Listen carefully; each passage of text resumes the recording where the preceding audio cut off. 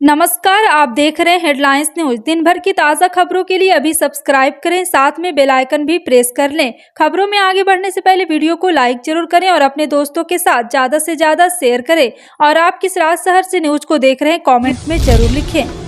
बता दें, दूसरे राज्यों में रह रहे प्रवासी भी चुनाव में वोट डाल सके, इसके लिए चुनाव आयोग ने रिमोट वोटिंग मशीन के बारे में सोमवार को राजनीतिक दलों को जानकारी दी।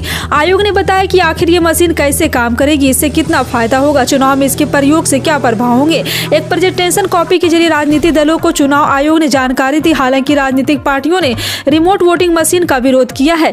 कांग्रेस ने वरिष्ठ नेता दिग्विजय सिंह ने कहा है कि कोई विपक्षी दल RVM से खुश नहीं है। दिल्ली में सीएम अरविंद केजरीवाल और LG विनय सक्सेना के बीच सुपरियोरिटी की जंग थम नहीं रही है। शुक्रवार को ही केजरीवाल ने LG विनय सक्सेना से बात की थी और टकराव को सुलझाने की कोशिश की थी, लेकिन बात बनने के बजाय बिगड़ गई लगती है। सीएम केजरीवाल ने सोमवार को एक बार फिर दिल्ली के LG विनय सक्सेना पर हमला किया और कहा कि लेफ्टिनेंट गवर्नर हमारे हेडमास्टर नहीं, जो कि हमारा होमवर्क चेक करेंगे। उन्हें हमारे प्रस्ताव पर सिर्फ हाँ या ना कहना चाहिए। कर्नाटक चुनाव को लेकर कांग्रेस पार्टी ने अपना प्रचार भी शुरू कर दिया है। लोगों को बड़े बड़े वादे किए जाने लगे हैं। कांग्रेस नेता प्रियंका गांधी सोमवार को कर्नाटक पहुंची थी। उन्होंने वहां पर एक रैली को संबोधित करते हुए सिर्फ बीजेपी पर निशाना नहीं साधा, बल्कि राज्य की महिलाओं को सशक्त करने का अपना प्लान भी समझाया है। उनकी तरफ से ऐलान किया गया कि कर्नाटक में कांग्रेस की सरकार बनने के बाद हर महिला को प्रति महीना 2000 रुपये दिए जाएंगे। डायरेक्ट बैंक ट्रांसफर के जरिए ये पैसे महिलाओं तक पहुँचाए जाएंगे। पार्टी ने इसे गिरा लक्ष्मी योजना का नाम दिया है। सुप्रीम कोर्ट ने सोमवार को बीजेपी नेता और पूर्व केंद्रीय मंत्री सैयद शाहनवाज हुसैन को करारा झटका दिया। अदालत ने शाहनवाज के खिलाफ कथित रेप मामले में एक महिला की शिकायत पर FIR दर्ज करने के लिए दिल्ली हाई कोर्ट के आदेश को चुनौती देने वाली उनकी याचिका खारिज कर दी है। जस्टिस S रविंद्र भट्ट और जस्टिस दीपांकर दत्ता की पीठ ने शाहनवाज हुसैन की ओर से पेश वकीलों को बताया कि निष्पक्ष जांच होने दीजिए, अगर मामले में कुछ नहीं होगा तो बच जाएंगे। केंद्रीय अर्धसैनिक बल CPFF ने पुरानी पेंशन व्यवस्था लागू करने को लेकर दिल्ली हाई कोर्ट ने जो अहम फैसला दिया है, उसके खिलाफ केंद्र सरकार सुप्रीम कोर्ट जा सकती है। Confederation of ex paramilitary forces Mauritius welfare association के चेयरमैन एवं CRPF के पूर्व ADG HRC ने ऐसी संभावना जताई है कि इसी के मुताबिक पुरानी पेंशन बहाली को लेकर दिल्ली हाई कोर्ट द्वारा दिए गए ऐतिहासिक फैसले के विरुद्ध अगर केंद्र सरकार सुप्रीम कोर्ट का रुख करती है तो यह कदम आने वाले चुनाव पर 9 राज्यों के विधानसभा चुनाव की भारी कोशिश असर करे। राज्यसभा का 259वां सत्र 31 जनवरी से शुरू होगा और 6 अप्रैल को समाप्त होगा। राज्यसभा सचिवालय ने सोमवार को एक बयान में यह जानकारी दी। इसमें कहा गया कि राष्ट्रपति ने राज्यसभा सदस्यों को मंगलवार 31 जनवरी 2023 को नई दिल्ली में मिलने के लिए बुलाया है। कामकाज की अनिवार्यता को देखते हुए सत्र गुरुवार 6 अप्रैल 2023 को समाप्त होगा। संसद का बजट सत्र 31 जनवरी से शुरू होगा। इसी दिन लोकसभा और राज्यसभा की संयुक्त बैठक में राष्ट्रपति द्रौपदी मुर्मू का अभिभाषण होगा। संसदीय कार्य मंत्री प्रहलाद जोशी ने कहा है कि सत्र में 27 बैठकें होंगी और बजट के कागजात को जांच के लिए 1 महीने के अवकाश के साथ 6 अप्रैल तक चलेगा। देश में मौसम विभाग की भविष्यवाणी धीरे धीरे सटीक होती जा रही। केंद्रीय मंत्री जितेंद्र सिंह ने रविवार को कहा कि खराब मौसम के संबंध में मौसम विभाग के पूर्वानुमान की सटीकता में पिछले 8 से 9 वर्षों में लगभग 40% सुधार हुआ है। सिंह ने भारत मौसम विज्ञान विभाग के 184वें स्थापना दिवस को संबोधित करते हुए कहा, पूर्वानुमान में सुधार के साथ आपदा से संबंधित मृत्यु दर घटकर इकाई अंक में आ गई है। देश में मौसम विभाग की भविष्यवाणी आने वाले समय में और सटीक होगी। उन्होंने कहा है कि देश में डॉपलर रेडार की संख्या 2013 से 15 की बढ़कर 2023 में 37 हो गई है। मध्य प्रदेश के इंदौर में स्थित सरकारी लॉ कॉलेज के प्रिंसिपल की अग्रिम जमानत पर विरोध जताने सुप्रीम कोर्ट पहुंची शिवराज सरकार पर CJI DY चंद्रचूड़ बिफर गए। उनका सवाल था कि क्या लाइब्रेरी में मिली किताब का विवाद इतना जटिल है कि सरकार प्रिंसिपल की जमानत के विरोध में सुप्रीम कोर्ट तक आ गई है। CJI के बेंच प्रिंसिपल के डॉक्टर इनामुर रहमान की याचिका पर सुनवाई कर रही थी। रहमान ने मांग की थी कि उन्हें गिरफ्तारी से बचाया जाए। राष्ट्रीय स्वयंसेवक संघ प्रमुख मोहन भागवत नेताजी सुभाष चंद्र बोस की 126वीं जयंती के अवसर पर संगठन के कार्यक्रम में भाग लेंगे। वह 23 जनवरी को कोलकाता में नेताजी सुभाष चंद्र बोस की जयंती पर शहीद मीनार मैदान में एक सभा को संबोधित करेंगे। कार्यक्रम का आयोजन कोलकाता के शहीद मीनार मैदान में किया जाएगा। संघ के सूत्रों के मुताबिक इस बैठक में मोहन भागवत नेताजी की विचारधारा, विजन और देश की आजादी के लिए उन्होंने कैसे लड़ाई लड़ी, इस बारे में बात करेंगे। समाचार एजेंसी NIC ये जानकारी दी गई है। नगर विमान मंत्री ज्योतिरादित्य सिंधिया ने रविवार को नेपाल में विमान दुर्घटना में लोगों की मौत पर शोक व्यक्त किया। 5 भारतीय समेत 72 लोगों को लेकर जा रहा एक नेपाली यात्री विमान रविवार को पोखरा हवाई अड्डे पर उतरते समय नदी घाटी में दुर्घटनाग्रस्त हो गया। सिंधिया ने एक ट्वीट में कहा है कि नेपाल में दुखद विमान दुर्घटना में लोगों की मौत बेहद दुर्भाग्यपूर्ण है। मेरे विचार और प्रार्थनाएं शोक संतप्त परिवारों के साथ है। और आपको बता दें कि नेपाल की राजधानी काठमांडू में पर्यटन नगरी पोखरा जा रहा यात्री विमान रविवार सुबह दुर्घटना हो गया।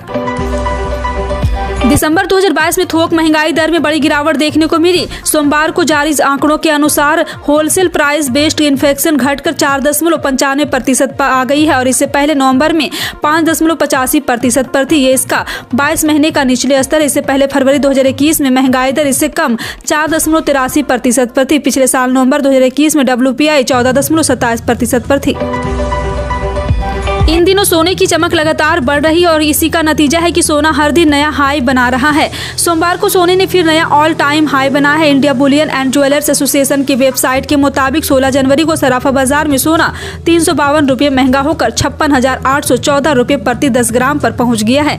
इससे पहले 13 जनवरी को सोने ने पिछला हाई बनाया था जो 56,462 रुपये था। बीजेपी राष्ट्रीय कार्यकारिणी बैठक में पार्टी अध्यक्ष जेपी नड्डा ने साफ कर दिया है कि पार्टी को अभी से चुनाव की तैयारी में लगना होगा और इस साल 9 राज्यों में होने वाले विधानसभा चुनाव में जीत दर्ज करनी होगी। पार्टी ने दिल्ली में हुई कार्यकारिणी बैठक में 2024 की रूपरेखा तैयार कर दी है, जो देखकर कहा गया है कि अगर लोकसभा चुनाव में जीत दर्ज करनी है तो उसकी शुरुआत इस साल होने वाले 9 राज्यों के विधानसभा चुनाव से करनी होगी। चीन और रूस के हमले के खतरे से जूझ रहे जापान में भारतीय वायुसेना के सुखोई 30 लड़ाकू विमान ने गरजना शुरू कर दिया है। यह अभ्यास राजधानी टोक्यो के पास हो रहा है। भारत और जापान के बीच शुरू हुई हवाई अड्डा अभ्यास 11 दिनों तक चलेगा। इसमें जापानी वायुसेना के 8 फाइटर जेट और भारत के 4 फाइटर जेट और 2 ट्रांसपोर्ट एयरक्राफ्ट और एक हवा में ईंधन भरने वाला टैंकर भेजा गया। इस युद्धाभ्यास में हिस्सा लेने के लिए भारतीय वायुसेना के 150 जवान भी पहुंचे हैं। तेजस्वी यादव की तरफ से शिक्षा मंत्री बयान को गलत नहीं बताने, उन्हें अपना बयान वापस लेने के लिए नहीं कहने के बाद जदयू के नेता नाराज है।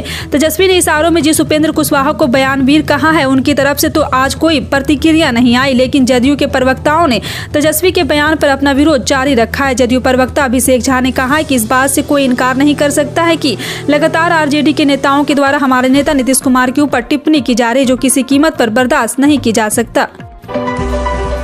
1 फरवरी 2023 को वित्त मंत्री निर्मला सीतारमण फाइनेंशियल ईयर 2023 से 24 के लिए बजट पेश करेगी। ये बजट मोदी सरकार का आखिरी पूर्ण बजट होगा, क्योंकि उसके बाद साल 2024 के मध्य में चुनाव होने वाले हैं। यही कारण है कि ऐसी उम्मीद की जा रही है कि यह बजट लोकलुभावन हो सकता है।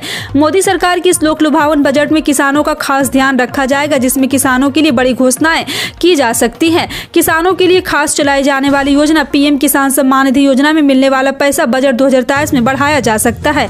पीएम किसान सम्मान निधि योजना के तहत लाभार्थी किसानों के लिए अच्छी खबर है। पीएम किसान लाभार्थी किसानों को 2,000 रुपए की जगह 4,000 रुपए की किस्त की घोषणा पीएम मोदी कर सकती हैं। वैश्विक बाजार में कच्चे तेल कीमत में उतार चढ़ाव के बाद भी देश में पेट्रोल डीजल के दाम में स्थिरता बनी हुई है। भारतीय तेल कंपनियों ने 16 जनवरी 2023 को भी पेट्रोल डीजल की कीमतें स्थिर रखी है। दिल्ली, मुंबई, कोलकाता और चेन्नई समेत देश भर के सभी शहरों में वाहन ईंधन के भाव में कोई बदलाव नहीं हुआ है। राष्ट्रीय बाजार में पेट्रोल डीजल की कीमत जस की तस है। भारतीय तेल कंपनियों ने 21 मई के बाद से अभी तक पेट्रोल डीजल के रेट में कोई तब्दीली नहीं की है। कोरोना वायरस से जंग में केंद्र सरकार ने अहम कदम उठाया है। सरकार देश में कोरोना वैक्सीन की कोई कमी नहीं रखना चाहती। देश में कोरोना वैक्सीन की मौजूदगी को बढ़ावा देने के लिए सरकार ने 31 मार्च 2023 तक सीमा शुल्क यानी कस्टम ड्यूटी पर छूट दी है। कोरोना वैक्सीन पर कस्टम ड्यूटी हटाने से इसकी कीमत में कमी आएगी। एक नोटिफिकेशन जारी कर central board of director tax and custom ने कहा है कि कस्टम ड्यूटी में छूट 14 जनवरी से लागू हो गई। यह छूट 31 मार्च तक जारी रहेगी। रक्षा मंत्री राजनाथ सिंह ने रविवार को रूस यूक्रेन संघर्ष से सबक लिए जाने का जिक्र करते हुए सेना से भविष्य के लिए तैयार रहने को कहा है। उन्होंने कहा है कि अंतर्राष्ट्रीय मोर्चों पर भारत की प्रतिष्ठा में काफी वृद्धि हुई। यह प्रधानमंत्री नरेंद्र मोदी द्वारा यूक्रेन से भारतीय छात्रों की सुरक्षित निकासी सुनिश्चित करने में प्रकट हुआ, जब संबंधित देशों के नेताओं से बातचीत के बाद कुछ समय के लिए युद्ध को रोक दिया गया था। सेना सेवा कोर बेंगलुरु में 75वें भारतीय सेना दिवस कार्यक्रम में उन्होंने सशस्त्र बलों से आह्वान किया है कि वे अपने क्षमताओं को बढ़ाएं और आने दिनों में सभी प्रमुख सशस्त्र बल अपने सुरक्षा तंत्र को मजबूत करे। मुंबई को गड्ढा मुक्त बनाने के लिए महाराष्ट्र सरकार ने एक महत्वाकांक्षी प्लान तैयार किया। उस प्लान के तहत बीएमसी 6,000 करोड़ रुपए खर्च कर मुंबई में 400 किलोमीटर सड़क का नवीनीकरण करने जा रही है। कंक्रीट की सड़क बनाने की बात हो रही है। अब इसी मुद्दे को लेकर आदित्य ठाकरे ने राज्य सरकार पर निशाना साधा है। उनकी तरफ से जोर देकर कहा गया कि कंक्रीट की सड़कें पानी को नहीं रोक सकती है। ऐसे में अगर मुंबई में बाढ़ आएगी तो इसके लिए कौन जिम्मेदार होगा? अगर मुंबई में जोशीमठ जैसा हुआ, कौन इसकी जिम्मेदारी लेगा? दिल्ली के Kanjhawala hit and dragon case में आरोपी आशुतोष भारद्वाज की जमानत याचिका पर सोमवार को रोहिणी कोर्ट में सुनवाई हुई। कोर्ट ने आरोपी की जमानत याचिका पर फैसला सुरक्षित रख लिया है। दिल्ली पुलिस ने कोर्ट में जमानत याचिका का विरोध करते हुए तर्क दिया है कि मामला गंभीर है और वे इस केस में धारा 302 लगाने की प्रक्रिया में। इससे पहले शुक्रवार को दिल्ली पुलिस ने घटना के समय रोहिणी जिले में पीसीआर वैन और पिकेट में ड्यूटी पर तैनात 11 कर्मियों को निलंबित कर दिया था। इन सभी खबरों पर क्या कहना है कमेंट सेक्शन में टाइप करके जरूर बताएं। इसी तरह की पल पल की अपडेट जानने के लिए जुड़े रहें आप अपने हेडलाइंस न्यूज के साथ। मिलते हैं अगली बड़ी खबर में, तब तक के लिए जय हिंद।